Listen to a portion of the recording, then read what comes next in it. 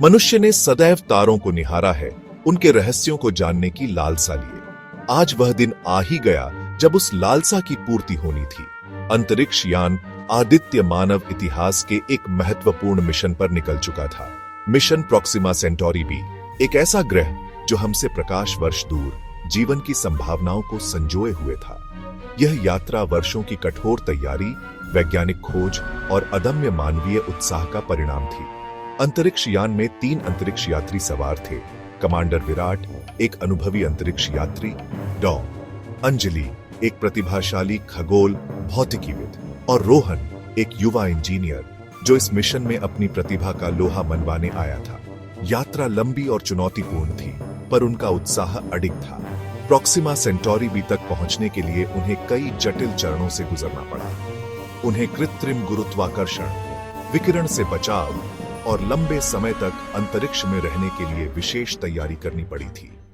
हर दिन नई चुनौतियां लेकर आता था, पर तीनों यात्री मिलकर उनका सामना करते और आगे बढ़ते रहे।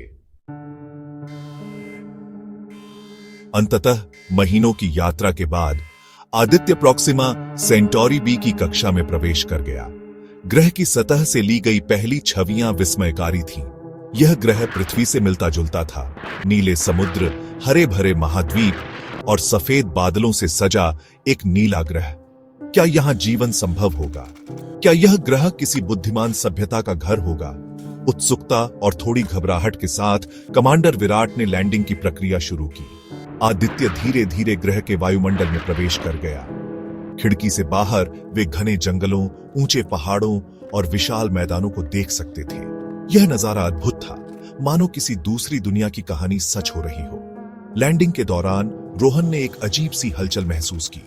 उपकरणों के स्क्रीन पर कुछ अजीबोगरीब संकेत आ रहे थे, पर वे समझ नहीं पा रहे थे कि ये क्या है। क्या यह ग्रह के प्राकृतिक चुंबकीय क्षेत्र का प्रभाव था या कुछ और? लैंडिंग सफल रही। आदित्य एक विशाल मैदान में सुरक्षित उतर गया। तीनों अंतरिक्ष यात्री सावधानीपूर्वक यान से बाहर निकले। उनके कदम धीमे थे, मानो वे किसी पवित्र भूमि पर कदम रख रहे हों। उनके ऊपर एक अजीब सा आभा मंडल था, एक अजीब सी शांति। ग्रह का वातावरण पृथ्वी से भिन्न था। हवा में एक मीठी सी गंध थी और गुरुत्वाकर्षण थोड़ा कम था। उनके चारों ओर ऊंचे ऊंचे पेड़ थे, जिनकी पत्तियां बैंगनी और नीले रंग की थीं। अजीबोगरीब जीव जंतु इधर उधर घूम रहे थे, जिन्हें उन्होंने पहले कभी नहीं देखा था।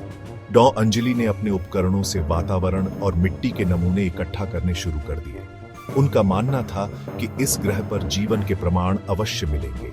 रोहन, जो अभी भी उन अजीब संकेतों के बारे में सोच रहा था, अपने उपकरणों की जांच करता रहा। कुछ ही देर में रोहन को फिर से वही संकेत मिले। इस बार वे पहले से कहीं अधिक मजबूत थे। वह समझ गया कि यह कोई प्राकृतिक घटना नहीं हो सकती। उत्साह और डर के मिश्रण से भरी आवाज में उसने कहा, मुझे लगता है कि यहां कोई है। उसकी बात सुनकर विराट और अंजलि भी चौंक गए। क्या सच में इस ग्रह पर कोई और भी है? सावधानी बरतते हुए वे संकेतों का पीछा करने लगे। उनके कदम धीमे और सतर्क थे, मानो वे किसी अदृश्य खतरे से बच रहे हो। जैसे जैसे वे आगे बढ़ते गए, संकेत मजबूत होते गए। अंत में वे एक विशाल गुफा के सामने पहुंचे। गुफा के अंदर से एक अजीब सी रोशनी निकल रही थी, मानो कोई उन्हें अंदर बुला रहा हो। गुफा के अंदर प्रवेश करते ही उनके सामने एक अद्भुत नजारा था। गुफा के बीचों बीच एक विशालकाय क्रिस्टल रखा था, जो अजीबोगरीब प्रतीकों से अलंकृत था। क्रिस्टल से निकलने वाली रोशनी से पूरी गुफा जगमगा रही थी। यह क्या था? क्या यह कोई प्राचीन कलाकृति थी या किसी उन्नत तकनीक का नमूना? डॉ अंजलि क्रिस्टल की जांच करने लगी। उनके अनुसार यह क्रिस्टल किसी भी ज्ञात तत्व से नहीं बना था। यह ऊर्जा का एक अज्ञात स्रोत था। तभी क्रिस्टल से एक और संकेत निकला। इस बार यह एक स्पष्ट संदेश था, एक चेतावनी। संदेश में कहा गया था कि यह ग्रह खतरे में है और उन्हें तुरंत यहां से चले जाना चाहिए। चेतावनी ने उन्हें हिलाकर रख दिया।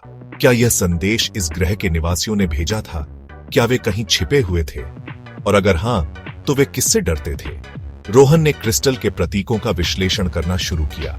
उसे एहसास हुआ कि ये प्रतीक किसी प्राचीन भाषा में लिखे गए थे, जो पृथ्वी पर मिली कुछ प्राचीन सभ्यताओं की लिपि से मिलती जुलती थी।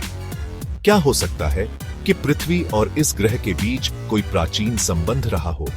क्या यह संभव है कि हजारों साल पहले कोई उन्नत सभ्यता पृथ्वी पर आई हो और उन्होंने यहां अपने ज्ञान के बीज बोए हों? यह एक ऐसा सवाल था जिसका जवाब ढूंढने के लिए उन्हें और गहराई में जाना होगा। लेकिन क्या यह सुरक्षित था? चेतावनी के बावजूद उनके मन में जिज्ञासा और जिम्मेदारी का भाव बलवती हो रहा था। उन्होंने फैसला किया कि वे इस रहस्य को सुलझाए बिना यहां से नहीं जाएंगे। हो सकता है कि यह ग्रह और उसके निवासी अगर कोई हैं, तो उन्हें उनकी मदद की जरूरत हो। क्या यह मानवता का कर्तव्य नहीं था कि वह ब्रह्मांड में अकेली नहीं है? इस सच्चाई का सामना करे और अगर जरूरत पड़े तो मदद के लिए हाथ बढ़ाए। यह एक ऐसा निर्णय था जो न सिर्फ उनके बल्कि पूरी मानवता के भविष्य को प्रभावित करने वाला था। क्या वे इस ग्रह के साथ अपने संबंधों का सच जान पाएंगे? क्या वे उस खतरे का सामना कर पाएंगे जिसका सामना इस ग्रह के निवासियों को करना पड़ रहा था? केवल समय ही बता सकता था। पर एक बात तो तय थी, मानवता अब और अकेली नहीं थी। इस अनंत ब्रह्मांड में कहीं ना कहीं कोई तो था जो हमारे जैसे ही थे, या शायद हमसे भी कहीं अधिक उन्नत।